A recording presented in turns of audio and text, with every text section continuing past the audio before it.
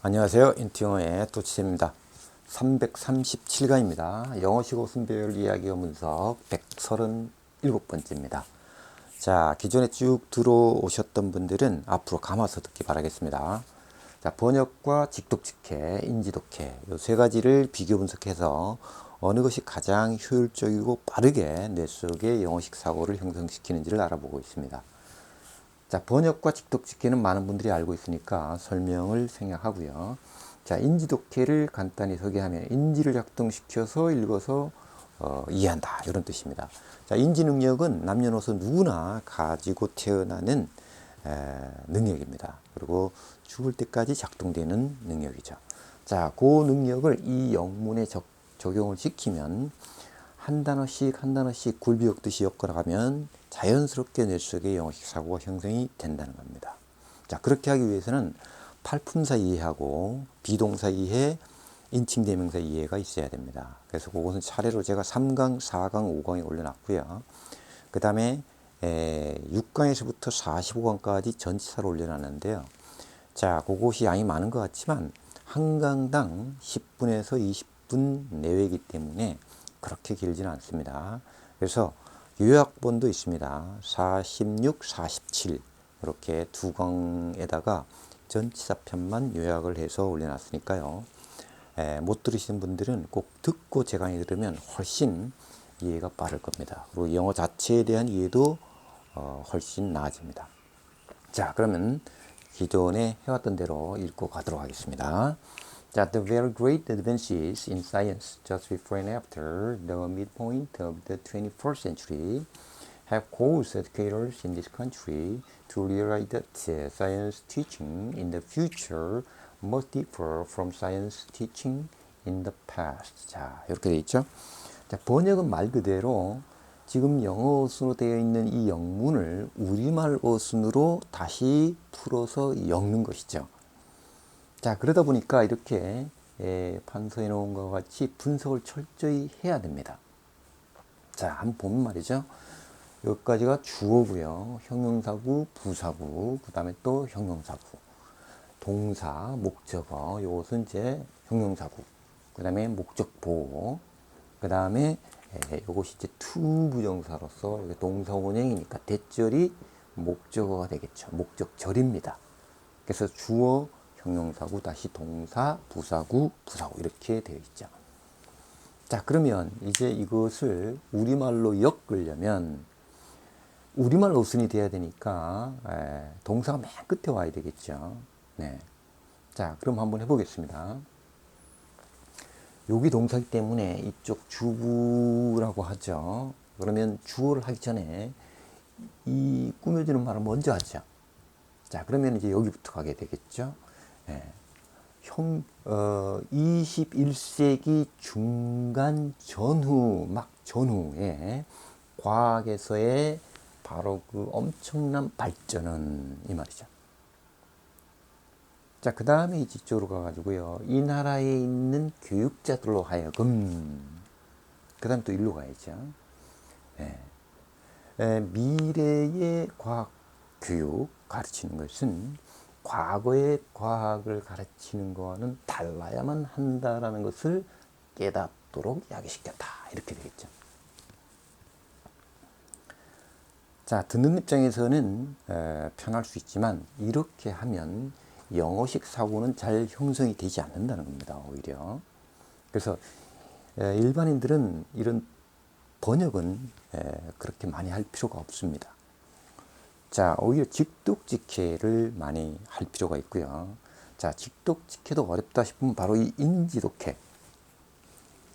한 단어씩 인지를 작동시켜서 가는 이 원리를 이용하면 뇌 속에 영어식 사고가 형성이 된다는 겁니다. 여러 번 반복을 하면 자연스럽게 직독직해로 넘어가게 되어 있습니다. 자, 같이 한번 해보겠습니다. 자, 그 바로 대단한 발전, 복수가 됐다는 것은 구체화시켰다고 그랬습니다. 영역은 과학에서 단지 전과 후, 그 중간 관련된 것은 그 21세기 가지고 있습니다. 어떤 상황입니다. 야기시킨 상황. 교육자들로 하여금 영역은 이 나라에 있는 이르러 깨닫도록 그건 과학을 가르치는 것이 영역은 그 미래에 반드시 이래야 한다. 달라야 한다. 시작점은 과학을 가르치는 것이 영역은 그 과거에서. 자, 처음 하는 분들은 상당히 당혹스럽죠. 뭔가 한 거는 같은데 의미가 안 들어오니까. 자, 영어 순으로 이렇게 한 단어씩 인지를 작동하고 이걸 다시 우리말로 영어 순으로 해보는 겁니다. 생각이 안 나면 보고, 했는데 틀린 것이 있으면 바로 잡아서 또 해보고, 빠뜨린 것이 있으면 넣어서 또 해보면 됩니다. 자, 같이 한번 해보겠습니다. 저도 모르면 보고 틀리면 바로 잡아서 하겠습니다.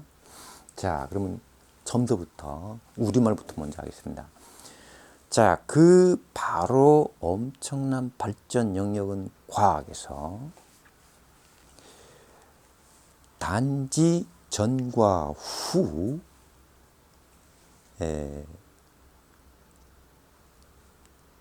그 중간 관련된 건 21세기 가지고 있습니다. 야기시킨 상황.